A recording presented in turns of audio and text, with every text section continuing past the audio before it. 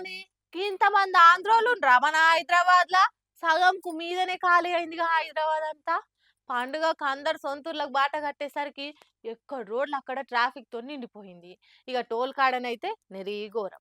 ఓరక్కో ఉష్కే కాదు రవ్వ పోసినా రాలనంత మంది జామ్ అయ్యారుగా.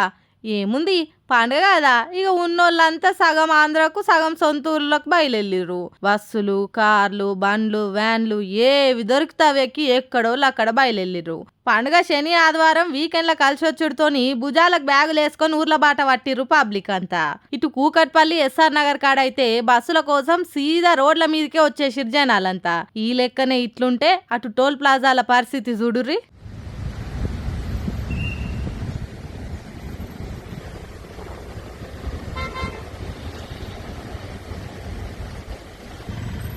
ఇక రైళ్లల్లో పోయేటోళ్ళ గురించి పని కట్టుకొని చెప్పే అక్కరే లేదు. రైళ్లు వస్తూనే ఉన్నాయి, మంది నిండుతూనే ఉర్రు, పోతూనే ఉండ్రు.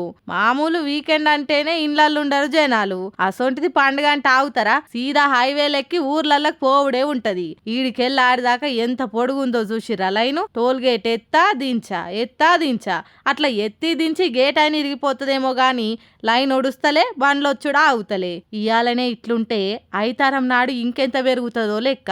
అటు ఆంధ్ర పోయేటోళ్లే కాదు, ఇటు హైదరాబాద్ నుంచి సొంతింటికి పోయేటోళ్ళు తెలంగాణ వాళ్ళ లెక్క కూడా గట్లనే ఉంది. ఇక పండుగ హడావుడు అంతా ఇప్పుడే కానొస్తుండేసరికి ఫోన్ అయితే పోతున్నాం గాని వస్తప్పుడు ఇంకెంత గోస్తుంటదో అని కొందరు బుగులు పడుతుర్రు. అందరు పైలంగా పోయి పండుగ మంచిగా ఎంజాయ్ చేసి నిమ్మలంగా వస్తే అదే చాలు అని రచ్చబండ మీద పెద్ద మనుషులు మాట్లాడుకుంటుర్రు.